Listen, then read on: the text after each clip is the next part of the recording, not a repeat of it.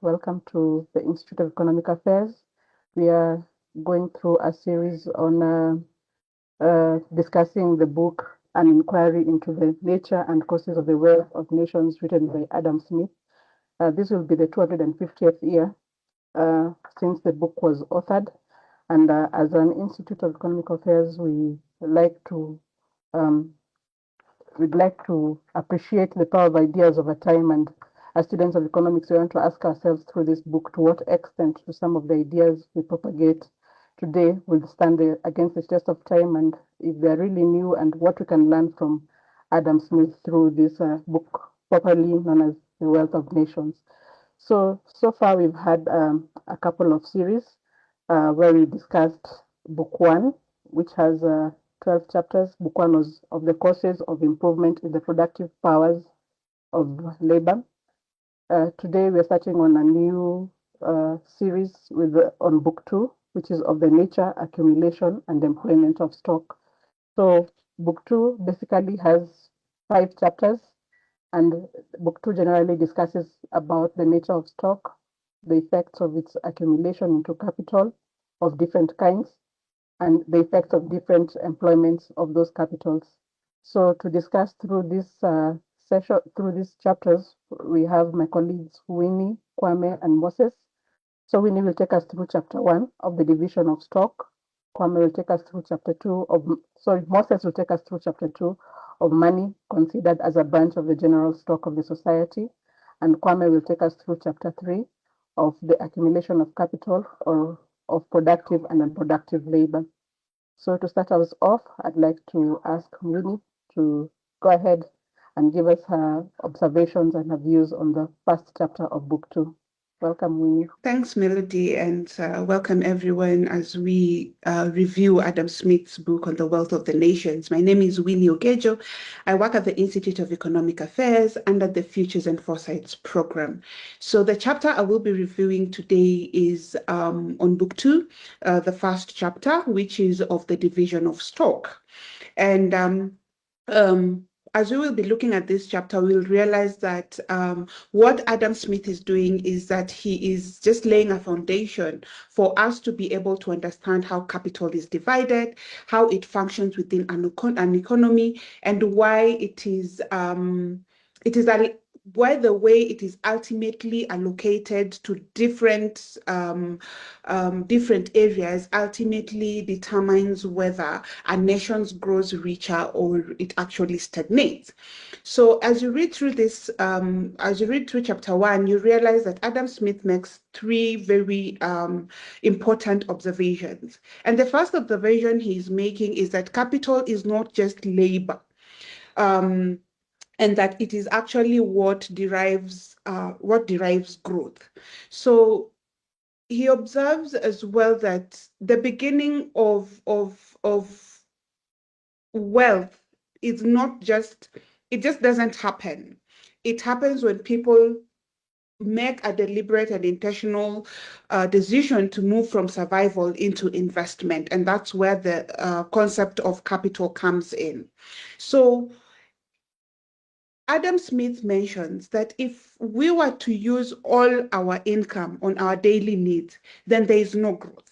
For him, growth is when we actually work towards having a surplus.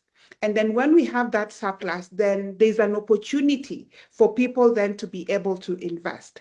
So he advocates that there should be a shift, that we should not just be in a position where we are consuming everything, but we should also be in a position where, other than consuming, we are also setting some aside. And in setting some aside, Adam Smith, that is the beginning of economic progress. And he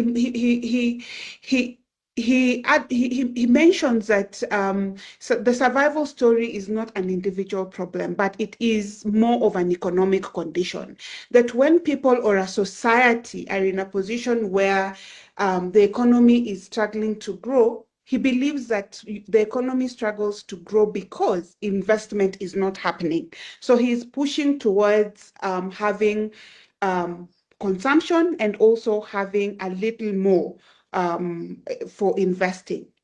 So he says that when a society moves from survival to having a surplus, then it allows for that society to have an investment mentality, where now we are moving from, you stop reasoning from a point of what do I need today, to a point where you're asking yourself, what can I do with this so that I can earn more tomorrow? So he doesn't want societies to limit themselves with spending what they have entirely, but sparing a bit more into for future consumption and to generate more. So his argument, therefore, is that capital is actually the engine of growth. And he is very clear about two important things, right? For him, capital only works if it is used productively. So if you're having capital and it is not, you're not using it productively, then you are not doing anything. And he gives examples by saying, for example, that if you have money and that money is just sitting idle, it's not doing anything, then you're not being productive. The same thing, if you're having goods and those goods are unsold, then again, you're not doing anything. So, and if you have machines in a factory, for example, and they're not doing, and you're not using those machines, then you're not doing anything. All these things should be used towards the creation of wealth. And as you're creating that wealth, you should be thinking ahead of how do you expand that wealth that is produced. And to help us understand that, he distinguishes two things. He distinguishes that there are two different types of capital. There's the moving capital, which is the circulating one, and there's the one that is fixed capital, the one that he calls it fixed capital. And so for the moving capital, he says, for example, he uses an example of trade, the money that is used in trade. And he says that, I'll quote, the goods of a merchant yield him no revenue or profit till he sells them for money. And even when he sells them for money, the money yields him no good until he exchanges it again for goods. So for him, there has to be that cycle. You're producing money and using that money produced again to purchase goods that again you will sell to produce more money. So he wants us to be able to understand. And why he wants us to understand between the circulating capital and the fixed capital is because he believes that for every economy, these two are very, very necessary, but they cannot work alone. You cannot have a fixed capital without the circulating capital. Both have to work together for you to be at a level where you're saying you are being productive. He uses an example of a farmer and he says, if a farmer uses his bare hands, he'll produce very little. But take an example of a farmer who is not using his bare hands. He's using tools, machinery, fertilizer, and more knowledge into producing. So that means the farmer who is using all these other tools will produce much more than a farmer who is not using all this. And so the productivity of labor, according to Adam Smith, is what translates into a wealth of the nation. And so it all depends on how much capital is available to support it. You might want to be very productive, but you have very little capital to support that. So that's the first point he's making. The second point he makes, and this I found very, very interesting, is the fact that capital grows through savings and reinvestment, not consumption. So he's very much against being in a position where you are consuming everything, right? So he mentions that not all users of money create wealth. Only the productive ones do. So spending on your immediate needs, for example, like buying food and housing, that is very necessary according to him, but it does not generate a future income. So he wants us to be in a position where we are understanding that real growth comes from using resources as capital. So you can use it in your trade, your skills, whatever choice you make, but make a choice that allows you to produce more goods and services over time. So he makes two distinctions again. So he distincts between using income and growing income. So when you use income, Adam Smith says it is gone. You want to recover it. You've used it, it is spent, it is gone. But when you use income and you save and you make an investment, then he says then that becomes the capital. And once you have capital, you're able to hire more workers, you're able to buy more inputs, you produce more goods, and in return, you're generating more profit. So the profit that you generate, again, he doesn't want you to consume it all. He wants you to reinvest it again. So if you read that book, Adam Smith creates a cycle, and that cycle is saving. You move from saving to investment. From investment, you move to production. From production, you generate an income. From that income, he advocates that you make a saving. And of that saving, he advocates that it just doesn't lie there as an investment, but you then use it for more investment. So he believes that that cycle is what drives long-term growth. So entirely, he's not saying consumption is bad. He agrees that it is necessary, but he wants us to be very clear that an economy that consumes everything that it produces without thinking of tomorrow has a very slow growth. But an economy that saves and reinvests a significant portion then has an opportunity for growth, and that growth becomes more faster. So if I look at just that second point that he's making, I realize that if we relate this to how nations build and sustain their wealth currently, the real difference between poor economies and rich economies, or poor nations and rich nations, actually lies in their ability to generate and reinvest their surplus. So if a nation has surplus, how it will become wealthy is largely depends on how it will reinvest that surplus that it generates, which brings us to Adam Smith's third observation, and he mentions that how capital is used matters as much as how it exists. What is he saying? The argument that he's making is that capital in itself is not enough. That a nation has capital is not enough for it to call itself wealthy. What determines how wealthy it is how it is used. And he is advocating that you use that wealth generated in the right way.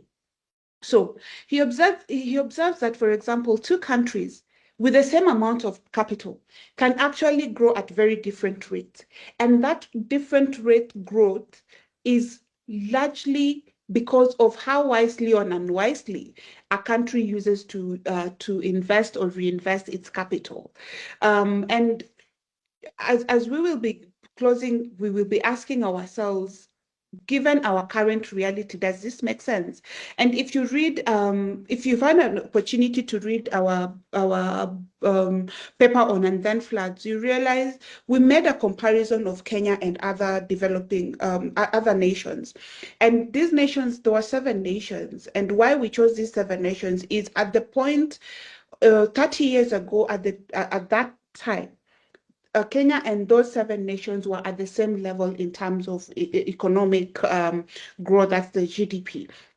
And we realized from the data that we used to compare is that the 7 peers compared to Kenya grew faster.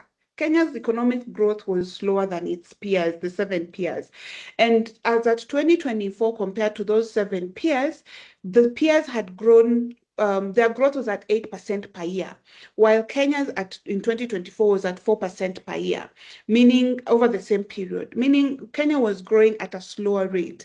And if Kenya was to grow at the same rate with its peers who have really, really grown the 7, then our economy would be 7 times bigger than what it is currently. So what Adam Smith is telling us with that third point is countries or 2 nations can begin at the same point on where their economy is, but the decisions they make is what will determine. And that decision is largely pegged to the investment and reinvestment decisions, which, as we will be concluding, I'll let you know, is largely political and policy choices that we make.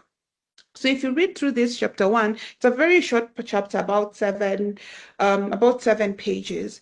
What's, in a nutshell, what the chapter is telling us, that a nation becomes wealthy when it builds its capital, reinvests its surplus, and uses that capital efficiently to increase its production over time. It wouldn't matter how much capital you have, according to Adam Smith.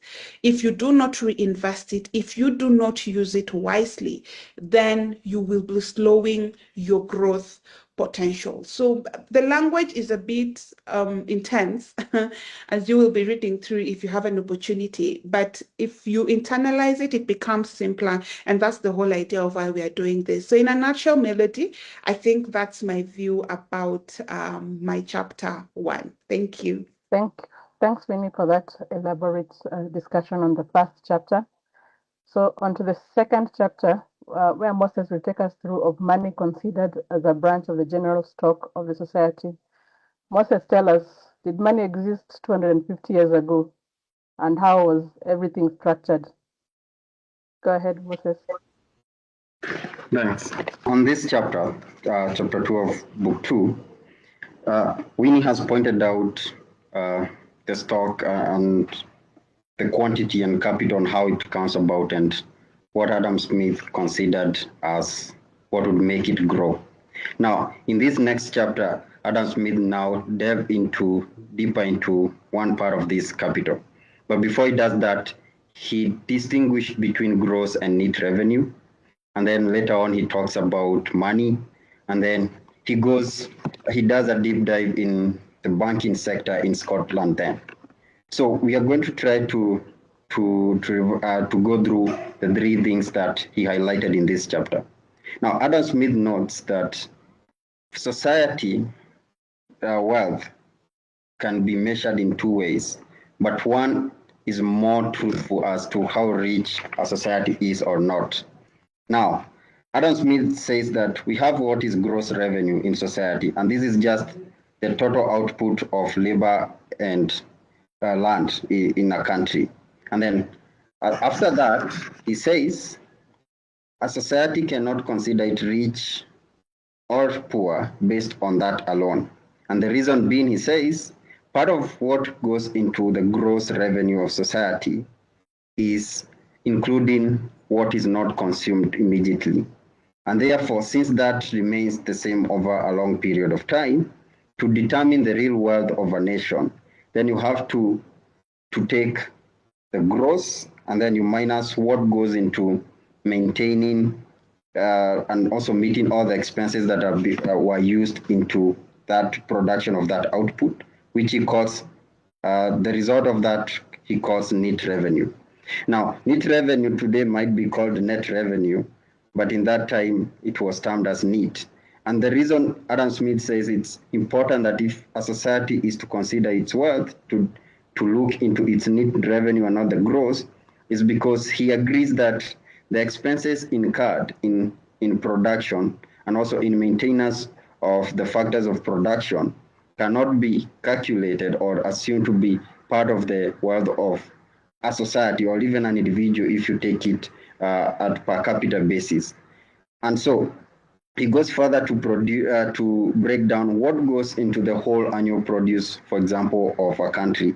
And remember, by annual produce here, it's the output of land and labor. So as had been discussed in earlier chapters, and this is also available in previous recording, wages, profit, and rent are majorly what goes into the total output of a country. And this output is in form of provisions, it's in form of materials, it is in form of finished work, which could be finished good in today's term, and partly of it is in form of money. Now, Adam Smith notes carefully that these outputs, provision, material, and finished work and money, part of it becomes circulating capital, which is exchanged on a day-to-day basis between individuals in a nation, and part of it goes into the fixed capital, which in this case is left to enable production or at later stages. And he says that part of the circulating capital goes into immediate consumption, and people in a country are able to consume more if they are more wealthier. And what this means is if less of what is in the circulating capital is attached to the fixed capital, then it can go to immediate consumption. And what this means is that society needs to be efficient enough on how to ensure that maybe they are maintaining their machines and all that, and also the improvement of land is not taking up a very huge cost. So find better ways to do that, and that will allow society to have more to consume. Now, society which have a higher net revenue are more wealthier. And he says, considering this, a society can have big lands, huge infrastructure, but unless these are put into use, and Winnie pointed out this in the previous chapter, that does not necessarily increase the wealth of a society. And this is important because Kenya happens to be among the countries that has the biggest lands globally. I think it's in the first quarter in terms of the size of land in the world.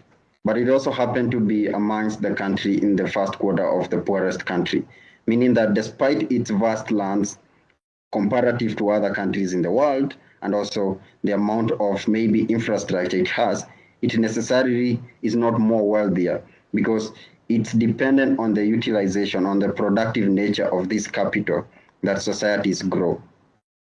Now, on the other hand, we have the circulating capital, and like stated, money is part of this circulating capital. Now, Adam Smith goes deeper to distinguish, does money count as part of the revenue of society? Can society say it's wealthier because it has more money or not? And he says that money is not necessarily a revenue for society. And I'm going to explain his argument in this. Now, remember, output is in form of goods. Well, then one of the other weakness about this writing or Adam Smith's work is that he barely considered services as an output. He mostly focused on goods. So in his view, all the goods that were produced in the society determine the real wealth of a nation. So irrespective of the amount of money that was in that society, we could not say people were as wealthy as the money they had. People were as wealthy as the goods and the output they could be able to accumulate in that case. So in that case, money had two issues, and Adam Smith calls it the wheel of circulation. Money was only a wheel to help circulate the goods. And therefore, if you want to calculate the wealth of a particular nation, you should not take all the goods they produce plus all the money in that society. All you had to do is take one or the other. And the reason being, Adam Smith, and especially because money was mostly in terms of gold and silver, says that the amount of money that existed in a society was equivalent to the amount of goods that it could purchase. And in that case, it means if you wanted to calculate the wealth of a particular nation, you had to either measure the accumulated goods or the outputs or take the money. But Adam Smith notes, money might not give you a truer picture, and we are going to go into that. But the goods are more better way to actually know how wealthy a nation is. Now, specifically on money, money had two things. One, it helps circulate the goods, but also money reduced the wealth or the net revenue of any society in this manner. Remember, money was in form of gold or silver, so it had to be transported, it had to be collected from mines, and also transported to where it was required to be stocked. And for it to be mined, collected, transported, and circulated, it incurred cost. A part of society's labor went into collecting, distributing money. And Adam Smith noted, the higher the amount of labor that was required to go into production, distribution of money, the less was available in terms of net revenue of society. So in that case, if a higher cost was incurred in making, distributing of money, society tended up to have less wealth. But if that cost was reduced, then it meant society had more labor to use in other things, making it more wealthier. And Adam Smith notes that is what led to paper money being discovered necessarily. And this is one of the biggest arguments that even today economists argue, that money was not necessarily made, it was just discovered in the interaction of society. So why was paper money better? One, it's because paper money was easier to distribute. It did not require wagons to carry them from one point to the other. And also, it wasn't mined, so it was just paper money. So all they needed is to print it.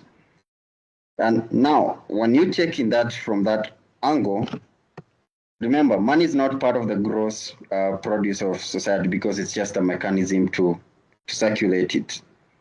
But also, money is not important as an end by itself. It was only important because of its worth. So money was only as important as what it could afford anybody. And then after this now, Adam Smith notes that with this occurrence of money, money was circulated through banks.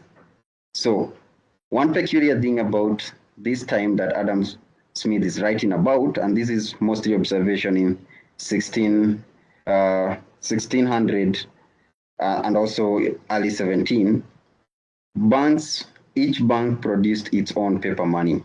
So if you're to consider it in a Kenyan context, you'd say Equity had their own equity money, Equity Bank had their own Equity Bank money, we had maybe NCBA money and all that. There was no one uniform money. Each bank produced its own paper money.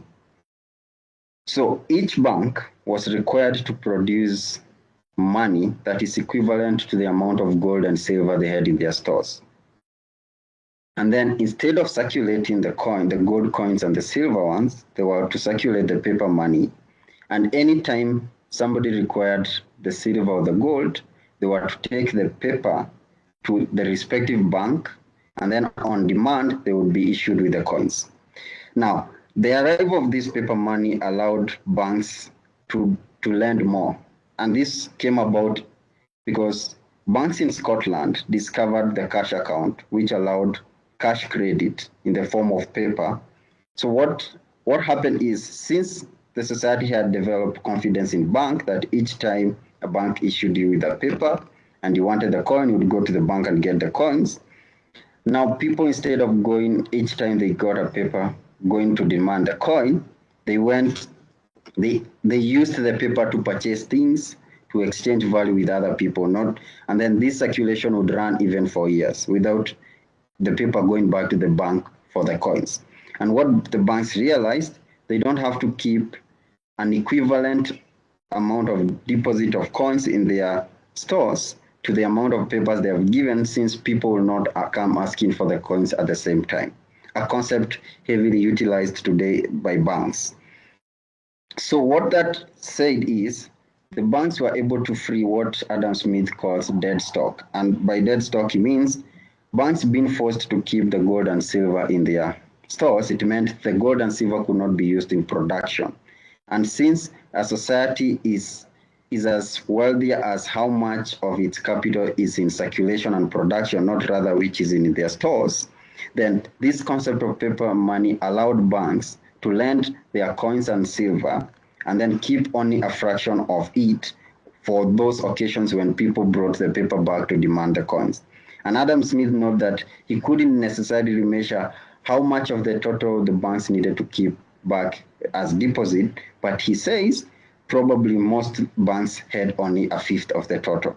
And that meant that society had more gold coins and silver in circulation, which enabled more production and made the society wealthier. But something happened in this, that banks became what Adam Smith terms as they overissued. When banks realized they don't have to necessarily keep as much gold and silver in their stores as equivalent to the paper they issued, they decided to overissue paper, thinking that will increase, one, the amount of interest and commission they get from issuing more debt to people or lending more money to people in terms of production. But Adam Smith noted that Scotland, or the society then, as he was observing, required a particular amount of money. And since this, in Adam Smith's view, it was fixed, the excess paper that was produced went back, made people now start demanding coins faster than they would if there was no an overissue of the paper money. And this led to banks making losses because, one, they didn't keep as high enough deposit to give all the demands. They did not foresee this, and therefore they had to go to mines to ask to find more gold and more silver. And because of this rush, it ended up being that the gold and the silver they went to check was more expensive than the commission and the interest they had given in debt, and then they ended up making more losses. And therefore, this practice ended after a while. Now, after this, Adam Smith also noticed that whereas the cash accounts allowed businesses to lend from banks, it also had another advantage. Since banks needed coins once in a while to do their transaction, whether it's between trader to trader or trader to consumer, Adam Smith noted that business now were not forced to keep the coins by themselves. They could use the coins to do more production. And in this case now, in case they needed the coins, all they needed to do is go to the bank and borrow some. Also, the cash account had a peculiar way than before, where debt was paid in lump sum together with interest. Cash account allowed traders in Scotland to pay it as they made sales, and this allowed banks to reduce the risk of some trader not falling off, because they could track it as daily repayment happened in time. Now, what this did, and the development of this form of banking, both paper money and all that, first of all, it increased the quantity of industry, in this case, which meant that people had more materials to work upon, the people could afford more tools to work with, and people could be able to pay more people for work done. And therefore, society became wealthier by making it more efficient, one, for people to lend and borrow, and also making it easier for people to repay it in smaller bits. So it ended up making society more productive, and therefore society became more wealthier in this case. Adam Smith also notes that because of this ability of having more money in circulation, it enabled people to also buy from abroad. So the excess, what Adam Smith considered excess money in society, was used to buy things from abroad, either for consumption or to improve production. Adam Smith notes that it was more advantageous if society bought things that would improve their quality of work rather than buy things that they would directly consume. And he says, if society focused on buying things they would directly consume, that they would only do that for a while before they ran out of that option.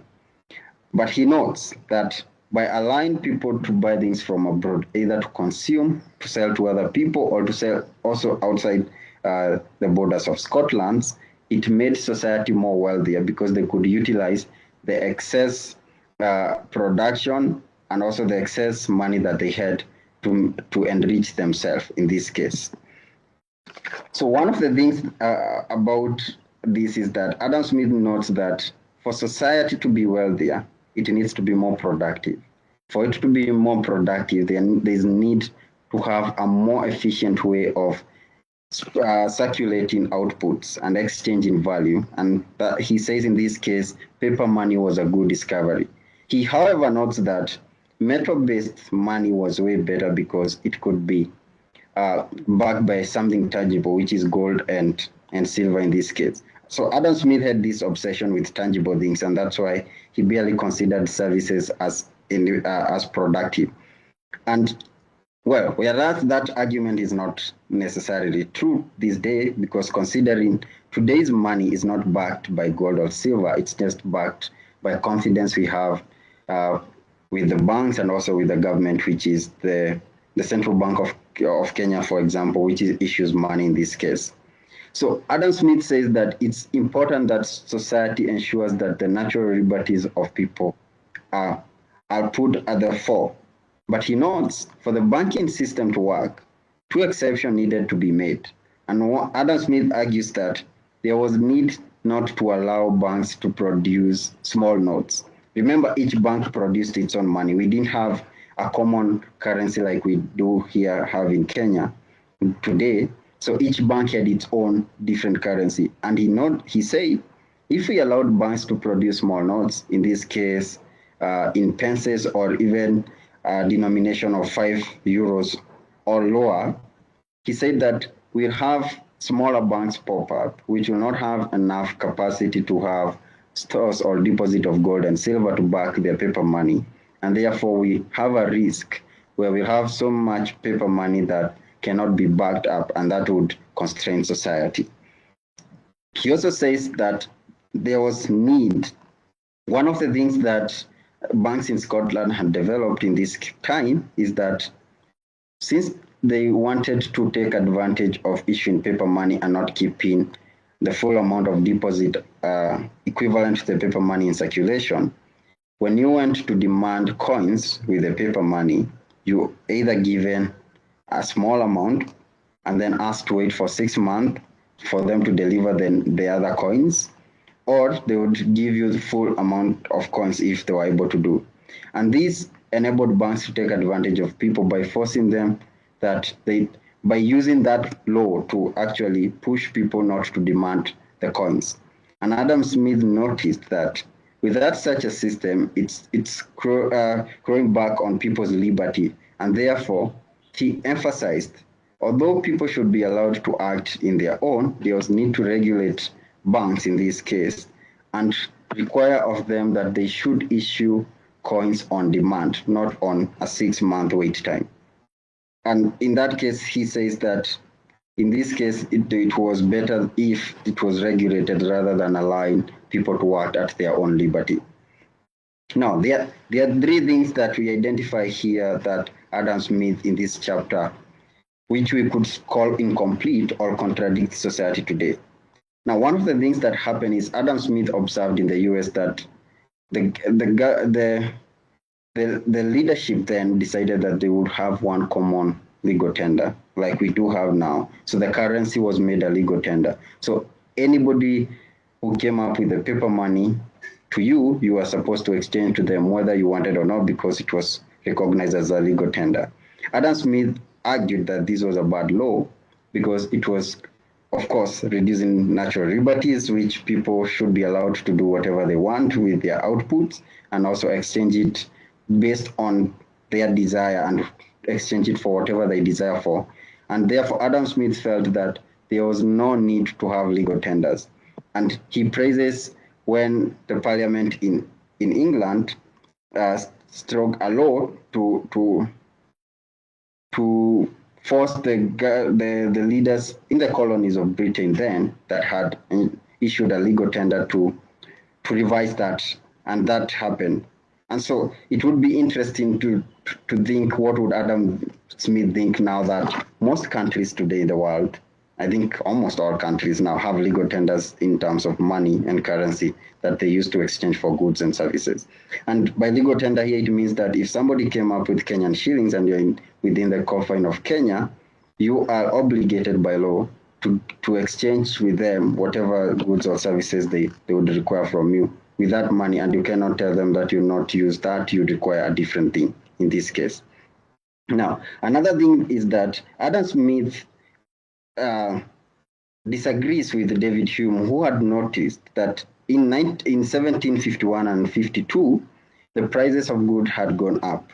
And David Hume argued it's because government had issued a lot of paper money and hence creating what in today's term would be called inflation. And Adam Smith notes that it wasn't because of more paper money, it was because of a bad season that the prices went up. Now, it could be argued that Adam Smith was wrong in this, basically because we now understand that if there is more paper money, if government, for example, printed more money and deposited it in society or in circulation, inflation would go up because necessarily there will be more money chasing fewer goods. So it's possible that in the 1751 and 52 case, in this case, the goods became more expensive. Well, one, because there was a bad season. That's one way to explain it. And also maybe because there was more paper money. And lastly is Adam Smith says that we cannot have paper money circulating in a country more than the value of gold and silver in the banks. Now, if you look at today, we don't have deposits of gold and silver, although some countries still have those. Back in their money is basically backed by output and the confidence we have in our government, and therefore that will not necessarily be true to this day. And in conclusion, Adam Smith notes that, and allow me to quote this directly, he says that in general, if any branch of trade or any division of labor is to be advantageous to the public, then the freer and the more general the competition is, it's always better.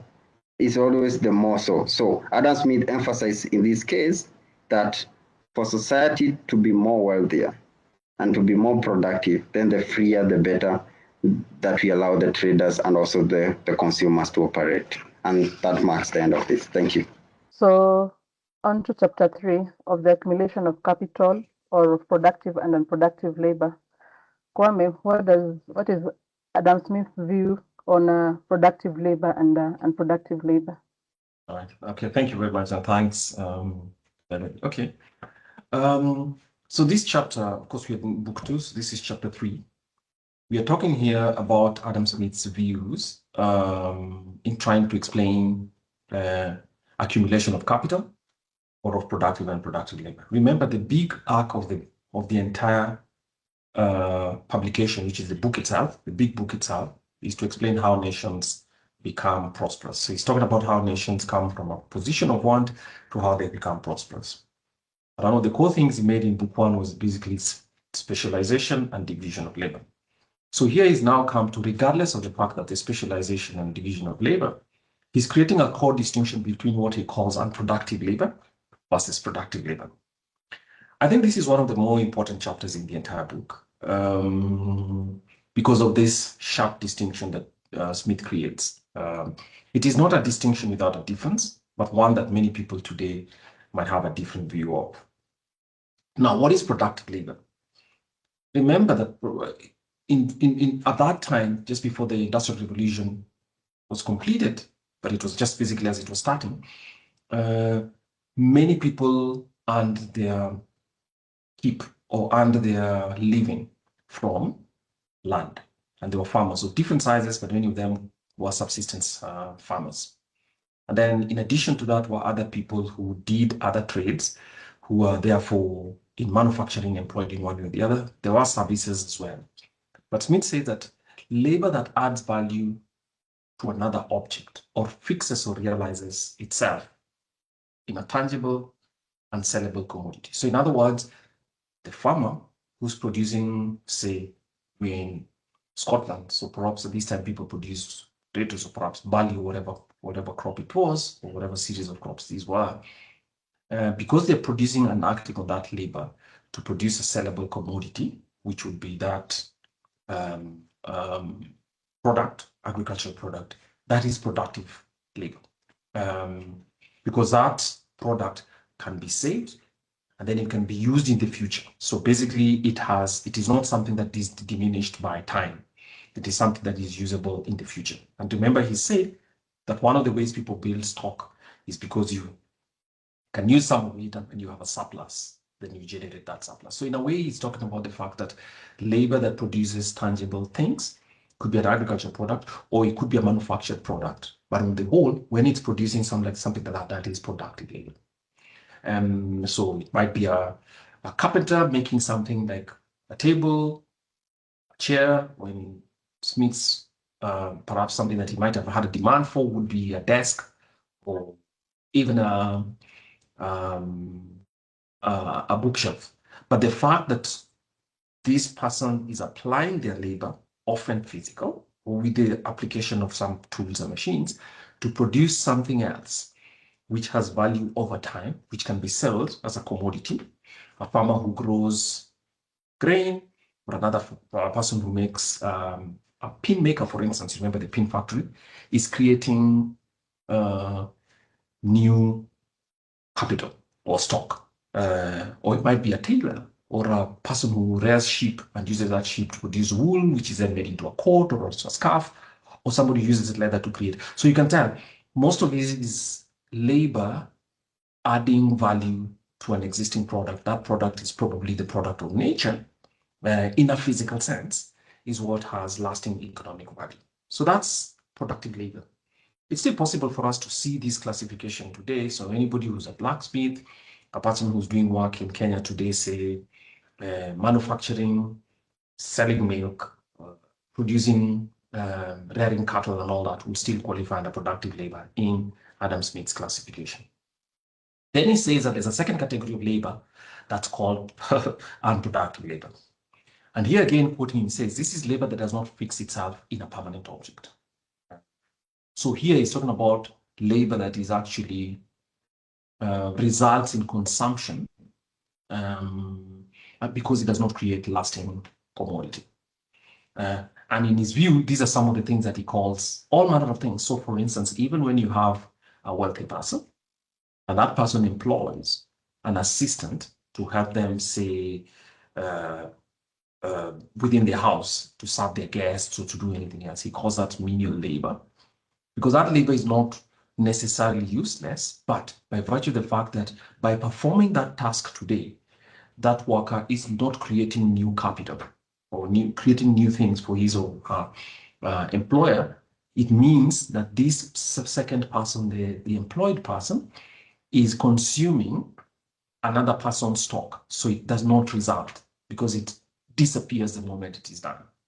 You press someone's clothes, say we're talking here of the 17th century, you're pressing someone's clothes, you earn money, yes, but the point is that labor in Smith's distinction here disappears the moment it is done, the moment this guy has pressed clothes and has gone to visit the king or attended a party, it's all done. You see that these other examples will include other work, right? He speaks about opera dancers, musicians, including even lawyers, doctors, and even people like himself who were scholars, basically men of letters. And even the sovereign, who at that time, of course, would be the king and his officials, stating clearly that, yes, they do certain things. As the sovereign, for instance, they fight wars, but beyond the work that they've done for whatever purpose, it ends up that what is paid to them or that labor simply consumes another person's stock and is not necessarily, or capital and is not. So here you see Smith has a very serious, as a distinction, and this distinction is essential for how the rest of the chapter 3 in book 2 proceeds. So let me quote him. He says, the labor of the manufacturer fixes and realizes itself in some particular subject or vendable, sellable commodity, which lasts for some time. In other words, productive labor is one that has a lifespan beyond the moment. So basically, he's connecting labor and work to its time value. While, on the other hand, unproductive labor is one which diminishes perhaps previous capital in the moment. So you can see that Smith is giving value to capital. Remember, he's talking about how firms or enterprises, whether individuals or households, are creating labor and are using labor to create wealth or for their prosperity. So the quote is, the labor of the manufacturer in the original text, fixes and realizes itself in some particular subject or vendable commodity, which lasts for some time at least after that labor is past. The labor of the menial servant, on the contrary, does not fix or realize itself in any particular subject or in a vendable commodity. So in his view, if your labor creates a physical product that is subject to which has a market value beyond the labor itself, that's useful or productive. If, on the other hand, it's still labor, yes, but it is a kind of labor that is consumes almost immediately and therefore does not produce a commodity. So there's this fixation in commodity, and that creates in a way that Smith did not exactly contemplate the value that comes from services. So that first labor that he talks about, productive labor, necessarily creates capital because it creates an opportunity for an investment because you're going to create and expect a revenue, or as he says, revenue or something from it in the future, right? Which is an income. So capital finds its way here, and that's the in that classification. And then it says, so remember this chapter is not only talking about how capital is created because he talked about it earlier, but he's now trying to say, Smith is going into the point of trying to create how that capital over time makes its way through society to create overall social progress or economic growth, as we call it today. So he's trying to provide, I mean, if you're thinking in a formal sense of modern economics, he has a formula for how growth takes place or development takes place. And he says that one of these, the things that happens here is, look, that capital is a saving. So productive labor leads to saving. And that saving can be in the form of cash itself lent out to somebody else to use, or it can be in the form of that commodity that has been created that has value in the future. So it creates that social accumulation. So that's how accumulation takes place. And he argues that the primary cause of increase in a nation's capital, remember he's talked about how capital occurs, which is its stock of productive labor, the tools, the materials, machines, is not necessarily how hard people work alone. So he's not saying that people who perform services or menial services, as he called them, or unproductive labor don't work hard. But basically, it is a fact that they don't create an opportunity for savings. I think in the direct sense, he might have been right, but these people who also earn money by providing the kind of services that he talked about also can save that money and use it as a platform of capital. But regardless, he's speaking about it in the first instance, about where labor takes place. So Smith is arguing here that productive labor leads to capital or savings, right? And the important thing is parsimony. He uses the word parsimony. And parsimony is basically, in modern English, I mean, a synonym for parsimony would be frugality or saving, right? So something that does not involve just consumption. And these are the materials that generate wealth. So savings allow wealth to be reinvested, and therefore escalates the value of productive labor, and that grows, results in economic prosperity. Conversely, he talks about something that is called anything that destroys savings or destroys capital, which he calls prodigals. If you all know prodigals, not used infrequently in common English, but we must excuse Smith was very eloquent in the language and the lexicon of his time. So he calls prodigals, which would be a person who lacks frugality, therefore would be a spendthrift or someone who's given to excessive spending. And imprudent projectors, as he calls them, which are risky speculators, do not create much public value because they are consuming capital that would have supported other activities, right?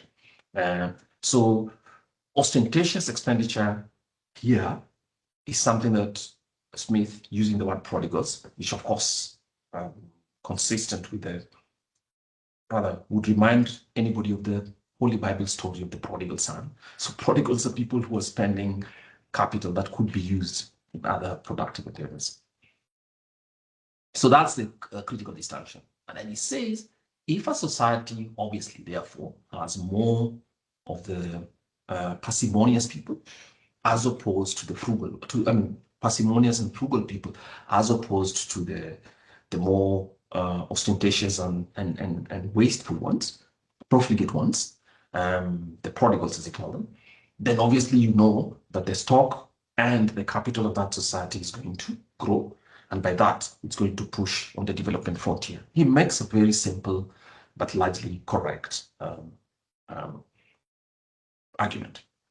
And he says that what is annually saved is regularly consumed. So while one person is saving, especially the parsimonious person, they might save.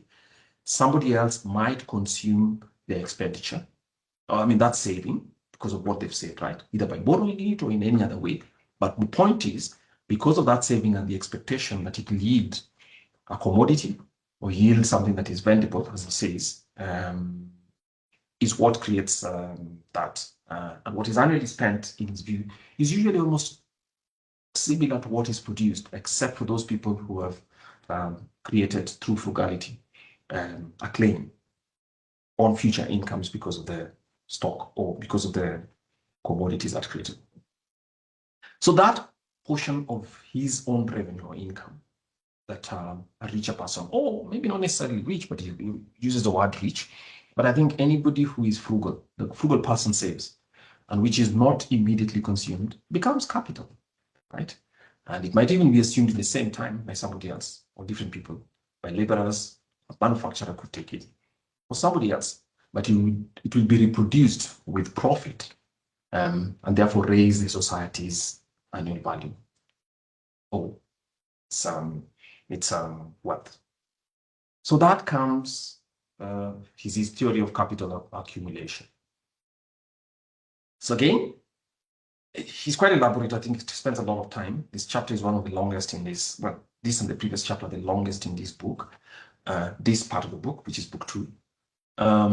So he introduces the word in the form of the language of capital and its investment. So when a person saves and invests capital, they're not holding gold. And this is where it's important about it, because he distinguishes wealth from gold, because gold, if it was saved, it simply represents work that has been done before and is not available. But when people invest and provide money by converting it into a commodity that is vendible, as he says, they're putting that money back, not only into circulation, but by hiring productive laborers. In other words, the productive saving or capital provides an opportunity for other people, a manufacturer or somebody else who can work as a laborer or somebody else who has a skill, right? An artisan, to create new value. And of course, that effect, because one person saving, employing other people, the investment argument, which is even valid today, savings and investment. So basically, for those who understand the GDP identity or equation, right? Basically, what it means is in savings and investments are the same thing. When somebody saves, it allows for investment to take place. But the point of all that is that the annual produce of the nation is raised as a result of that saving. However, spending money on productive labors, as we said, lavish entertainment, servants, we call menial servants, is simply transferring capital into present-day consumption. And in his view, he even says this, Smith had very important, some very critical ways of observing the world. He says, consumption or spending money on productive labor, such as lavish entertainment and all that ostentatious, is a simple mechanism of transferring income from the rich to the poor. So it's just a transfer. But it's not creating any lasting asset, or it does not result in future production, at least in that first instance. Of course, if this poor person saves it, then obviously it has an effect, but it only affects his or her pocket. I think that's what Smith needs. So while Smith says this, he's careful not to say that a productive labor is itself useless or without value. He doesn't say that, but many people tend to strike that. You still have people who say nonsense, such as, well, who says uninformed takes, such as a country cannot exist on services alone. I think the reality of that is not necessarily true, and that Kenya has no industries. We only have, say, preachers and all that.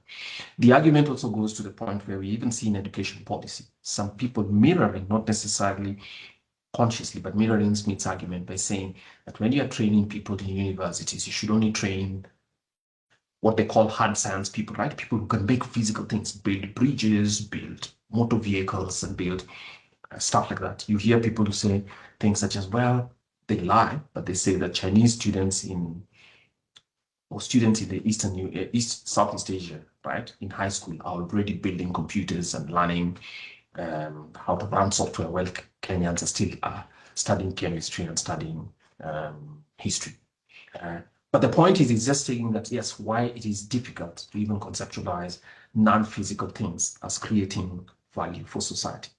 And the important thing that he says is that he acknowledges that the sovereign, in which case government, at that time led by King, I think must have been Charles II when the book was published. There's the public sector in general, judges, the soldiers, right? And people who work for government, including Smith himself, who later was a customs officer and worked at a customs office. They all perform necessary or enjoyable functions. So he's not saying that these jobs are not, but he's simply saying that in respect to the fact about whether they're productive labor. By productive labor, meaning that they're transferring value over time as opposed to consuming it in an instant, leading to its consumption in an instant, then they're not.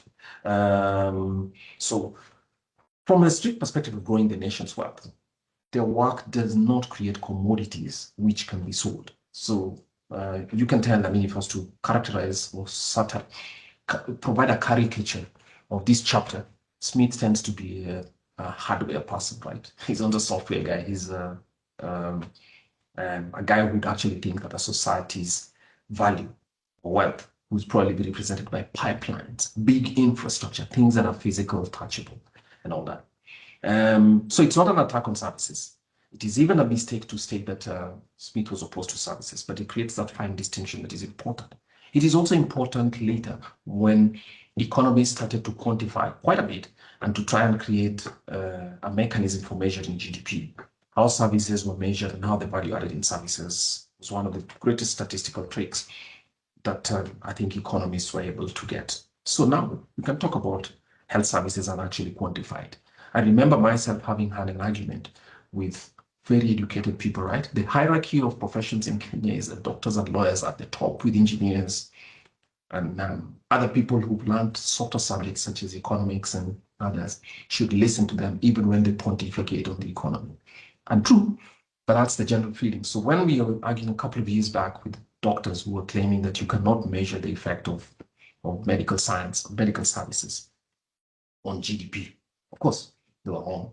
But that's what they believed. They believed it because they think they understand the science enough and they think that the value that they add to society is unmeasurable. So we understand why this is this.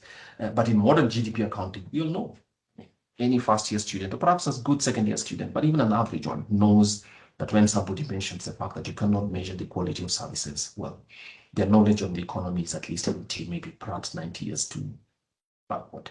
So we can measure services like healthcare, even entertainment, education, is counted as productive, and obviously because we can measure them fairly accurately. So I think here, coming towards our end, Smith equates or says that the distinction between prosperous societies coming from a position of want or poverty towards prosperity, wealth of nations, is to a large extent determined after you've equated the division of labor under specialization. That specialization should create savings, capital, and that savings invested, it was creates growth. And it says that it isn't exhaustible because the more savings you have, the more growth you have. You provide, notice what, a vicious circle, and that society's long-term growth would depend on that saving and investing rather than on lavish consumption. So it remains a foundational principle of modern classical economics. And I think it's something that economists who study growth think is extremely valid and a solid one, irrefutable point. But then let's come down to after the Second World War. All of us have heard about basically the paradox of freedom. Smith seems not to have contemplated the idea that too much saving can be harmful to a society. I agree with him. But obviously we know that there are corrections and Keynesians think that in a recession, in a moment of a recession, right? Saving can depress demand. This is not something that Smith himself contemplated, but I'm talking about the fact that several years after he wrote this book, I think about 150 years so after the book was written, more than 150 years ago. So we are coming to Keynes, who was saying that moments of depression are not ordinary sessions, and they might require less saving and more consumption to ensure that society restores some balance. And on that basis, obviously, provides a stimulus through government spending or whatever it is in a way that's actually good. But Smith perhaps would check that and his view saving at all times because of the nature, the vicious cycle that is created from saving would be good, ultimately good. And so if you summarize this, he says, let's make sure that a big part of society is in productive labor, convert that capital or their savings into new tasks. It creates new jobs, it creates new value, provides a return for them, which creates this vicious cycle. And in his view, he gives examples in the book itself as well, between nations and even England itself. That distinction between nations with bigger savings and those without is what determines what long-term growth will be and ultimately success. Thank you. So to summarize it, we would say the wealth of a nation grows not from how much it spends. Spending is not tells you nothing about a nation. I think something that Kenya could understand, should understand, but from how much of that is saving. And Smith corrects us because I think in modern discourse, it's gone to the view that many people think that government spending is what causes growth. Smith would tell you no, especially if you think about which people sit in government. They do important jobs, but he's suggesting that the bigger the share of consumption of a nation's resources that is spent through unproductive, right? Even if they're important sectors, without creating not only sellable commodities, but generally creating savings and further investment, then obviously that is it hamstrings or make sure that less growth occurs. That would be ideal. Thank you. Thanks, Kwame, for that review. So in summary, if I'm to look at the three chapters, I'd say that if I'm to use two words to describe the three chapters, I'd say for chapter 1, what will cause a nation to grow will be capital deployment. For chapter 2, money in circulation, and for chapter 3, productive labor. And in the end, that will create investments and savings. Do you think that's a good proposition, Winnie? Will capital deployment lead to a growth of nation and investment and some form of savings based on chapter 1? Thanks, Melody. Based on my chapter, I tend to think, well, Smith is distinguishing two things, and I hope this will answer your question. He's distinguishing between productive and unproductive use of capital. And in productive capital, he is arguing for production that allows for surplus. And then that surplus then translates into savings. The savings then translates to capital. Capital then translates to investment. And then investment allows again for capital accumulation over a period that again allows for us to reinvest. So just to answer your question, I think the growth of a country or the growth of a nation is largely dependent on how it will choose to use its surpluses. We've had conversations here around debt, for example, where we were arguing whether a country should have debt, what debt levels are actually acceptable.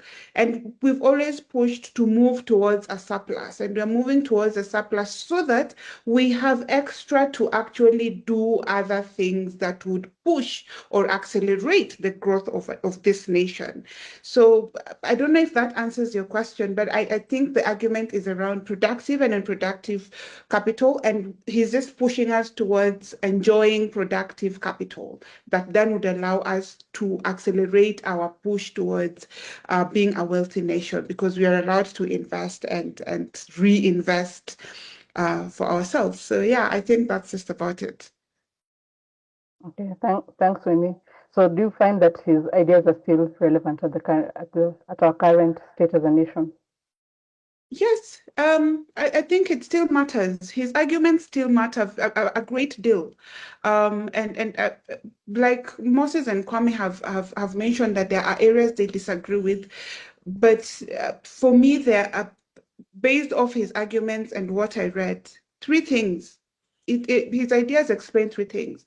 The first thing that that chapter explains to me is why some economies grow faster than the others. It is just the choices they made they make in terms of the capital and the surpluses that they have. So they're pushing themselves towards having surpluses and using those surpluses to reinvest, right?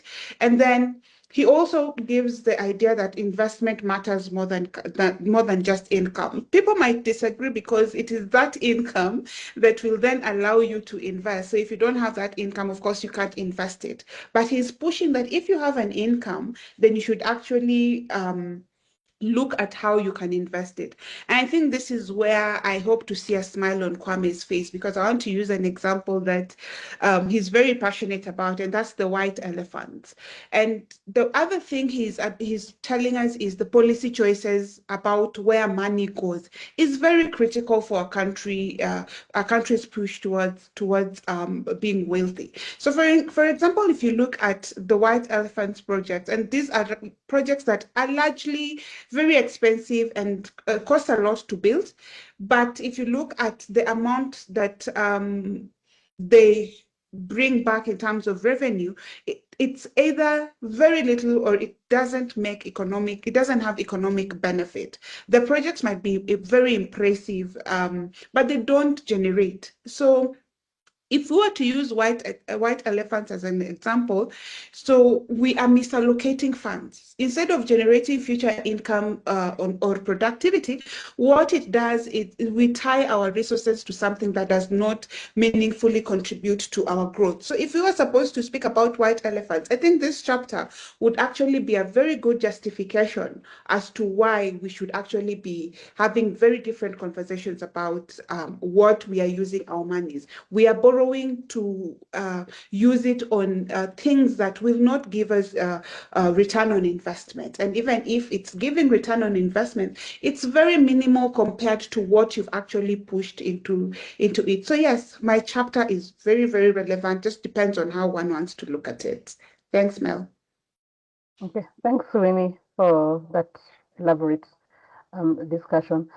Moses, if I'm to summarize your chapter in 2 words, I'd say money in circulation. Will that really grow the wealth of a nation? Money in circulation to be used for productive purposes. Yeah, well, money in circulation is not, well, the amount of money in circulation is not necessarily the determinant of how wealthy a nation is. Neither will it make us richer or not. Otherwise, if that was only the case, the only thing we should do is just print the money and we'll all get richer tomorrow and we can all take some vacation here and there. For those who would love to. The idea behind money in circulation, and this chapter, the chapter 2 of this book argues 2 critical things. If you look into the writing of Adam Smith under this chapter, there's 2 things: enabling exchange of value to happen on a freer scale and on a less costly, with less what we would call today transaction cost, is heavily important if society is to grow.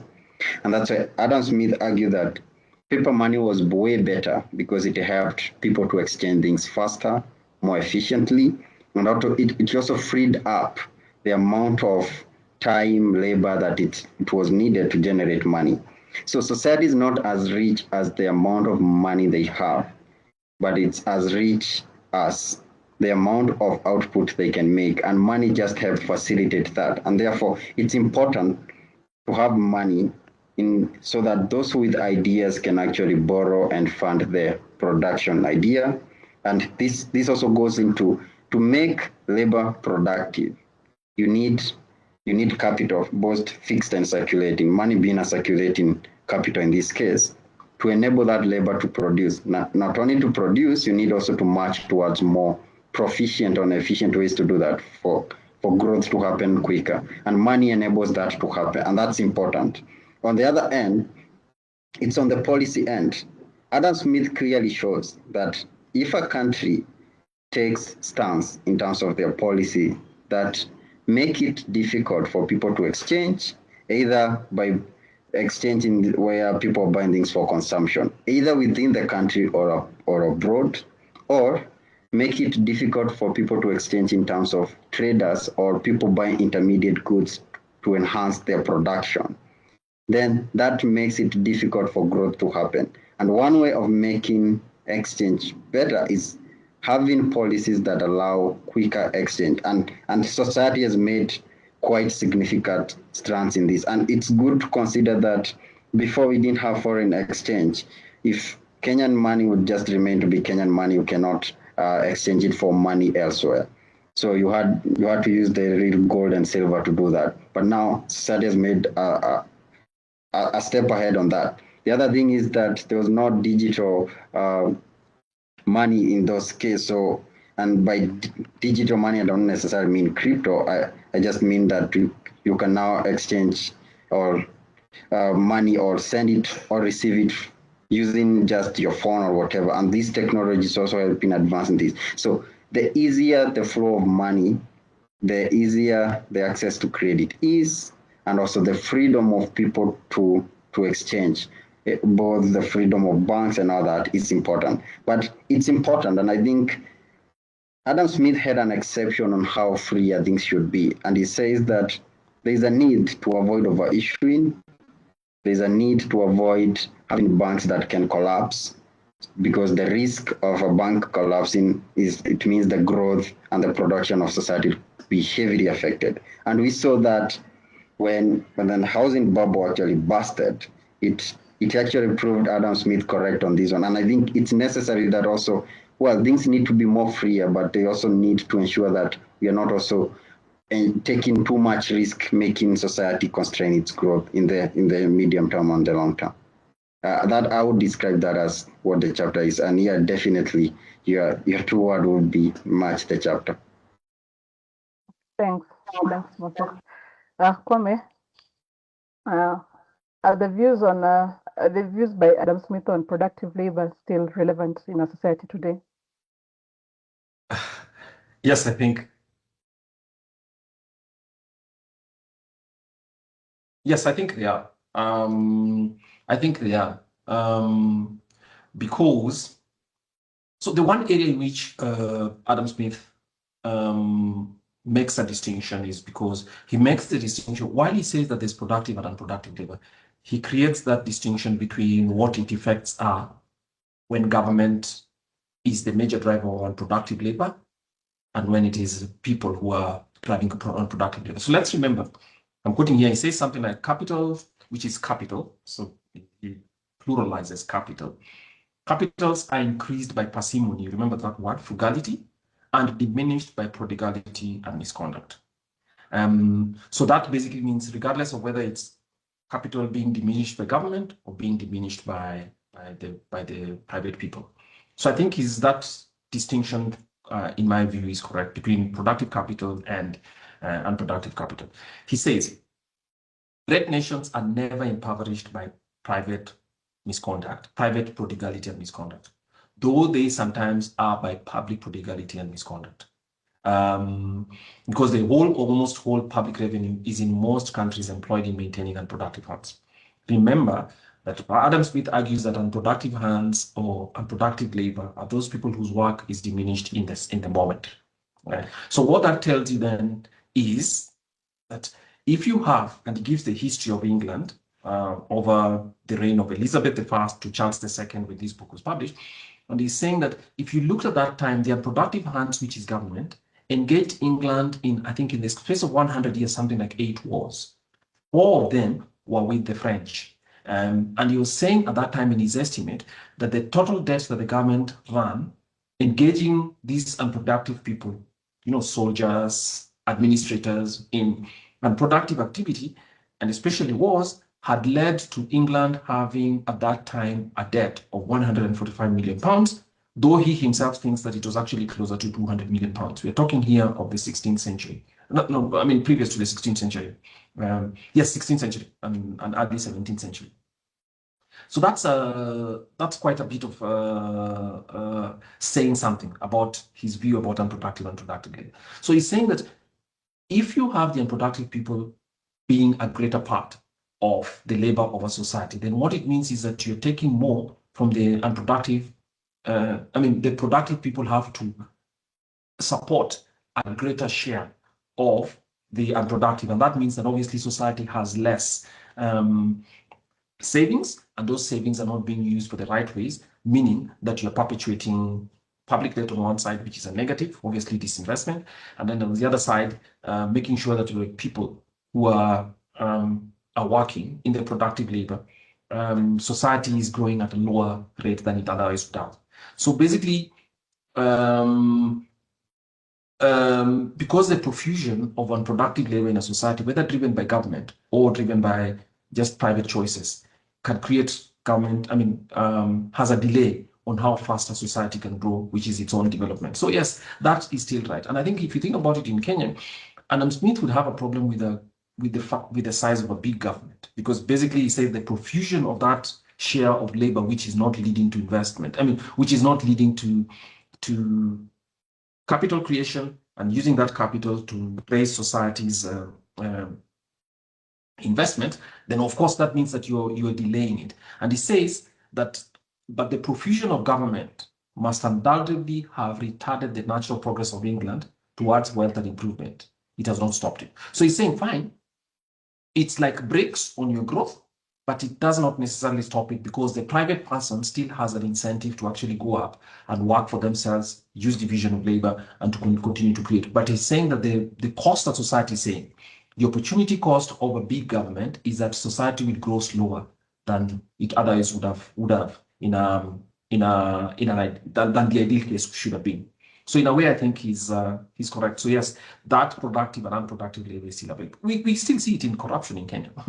If government has money raised from other people and is not saving that money, instead it is being driven to private pockets, which we know is happening in Kenya today and other nations. But because we're in Kenya, that would be vindicative of Adam Smith's argument that the profusion of government and this unproductive labor, where consumption happens at an end in itself, whether it happens through white elephants, or whether it happens through lavish living by public sector workers, the litany of allowances that they have, and the waste that we see in the public sector today, it is clear that that is delaying the rate at which Kenya could grow. So economic progress is delayed, and the wealth of this nation is delayed by virtue of the fact that we have a big government, but also is not putting those resources to good use. So as I conclude, I think he's saying that just because a society has money or has savings, even the way those savings are applied, or even the way the investment is made, because many people say government is engaging in public investment. If you're investing that thing in something, public money in infrastructure that's not going to pay off, or you're investing it in paying for a bigger public service as an end in itself, or because we are in April of 2026, and one of the concerning things about what the outcome of this year's Wealth of Nations is basically a war that is going on in the Persian Gulf. Fine, we have ceasefire, but we don't know whether it will be permanent. But there's permanent damage that has been done to the economies of many countries in the world, not only those that are engaged in this war, but all that. So it shows that that investment or that money was invested in ways that are actually destroying capital and destroying the prospects for growth. It has already affected the wealth of all nations, those directly engaged in the war and others that have not been in that war. So yes, how government or how investment is made, or which areas it is made in, can result in consumption which is immediate, materials of war, or whether that money is invested, say, in some scientific research which would have generated, or in other investments in manufacturing, for instance, because Smith really liked manufacturing. I'll conclude by saying that if you think about Smith, I think his theory is still potent, but incomplete, because if you think about it, he thinks that only labor and capital matter, and that is true. But you all know that Solow's growth model developed sometime in the 1950s. Robert Solow, he won a Nobel Prize in economics for actually, in my view, not only providing a mathematical calculation, but also showing that capital and labor alone are not enough, but the efficiency with which you measure, you use your investments, right? Capital together with labor to generate. So in a way, corrected for Smith's partial or incomplete definition of how wealth of nations are created. But in general, Smith has a good and enduring point, and it will be a lesson. Thank you, Kwame. So we're coming to the end of this discussion. Thanks, Winnie, Moses and Kwame for the elaborate review of chapter 1, 2, and 3. Maybe I'll give you 1 minute each to give your concluding remarks before we end. Starting with Winnie, then Moses, then Kwame. Thanks, Mel. So as we conclude this chapter, it's just interesting to understand that some of the concepts we're interacting with today, though differently, are concepts that somebody was already thinking about 250 years ago. And just to relate it back to our current realities and just see how somebody who would sit by his window and observe a market and derive some of these arguments, and we try to fit it in. And the fact that it actually really, really fits, for me, is something that is very, very interesting. And for you to be able to understand there's a level of interconnectedness between the chapters. So if you listened to myself, Moses, and Kwame this morning, you realize that his thinking was very, very interconnected. And as the chapters progress, there's some level of elaboration that he does for some of these concepts. So just to add, let's take a bit more time, if you have, to listen in on more of these chapters, and beyond just thinking of what Adam Smith was saying for then, please reflect back to the present day. Then he was speaking about diamonds, about gold and silver. Right now we're not translating it in the same way, but how sensible it still is for me something that I find very, very interesting. And I'm really looking forward to the rest of the book's review. So thanks, Mel, for today. And yeah, thank you.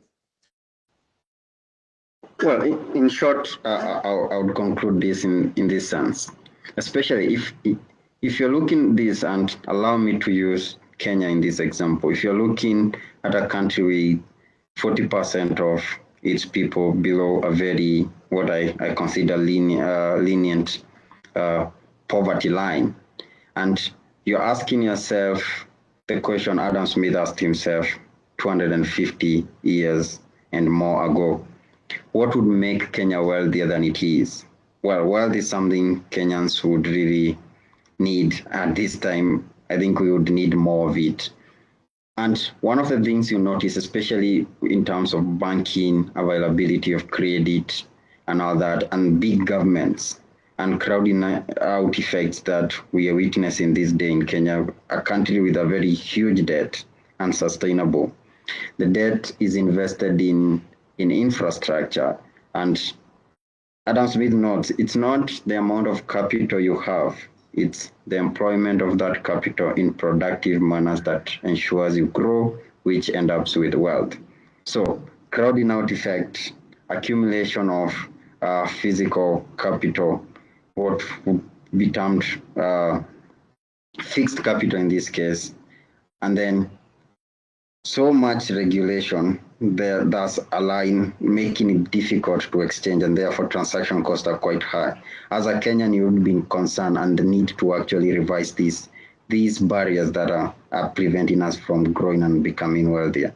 I think that would be a better conclusion on this end. Thank you. All right. Well, for me, I think you see in this stream, especially by discarding capital, that Adam Smith has his explanation is that, look, private sector and private initiatives about how people build capital and use it is something that should be encouraged because it creates wealth. And reminds me, I think Moses and my colleague Winnie have all mentioned about, yes, the sorry state of the government of Kenya, thinking that more taxation and more debt could actually lead to development. I think it is delaying it. But more importantly, that saving is so important because saving and investment actually go together.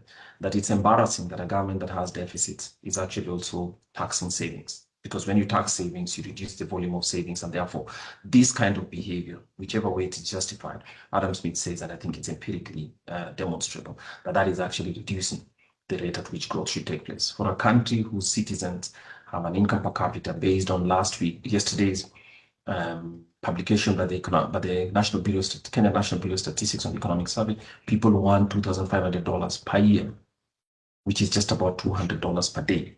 $200 per month, right? And therefore, hardly more than just about $6 or $7 per day as an average. That's an average over the whole month. It's clear that it's not just bad policy. It is extremely idiotic to be taxing savings. Thank you. Thanks, Kwame, Winnie, and Moses. This is the end of this session. I hope that through these conversations, it has sparked some interest for you to grab a copy and read the book and get more insight from the wealth of nations. So the next session will have chapter 4 of book 2 and chapter 5, that's of stock lent at interest and of the different employment of capitals. So please catch up with us for the next session. Thanks and hope you enjoy.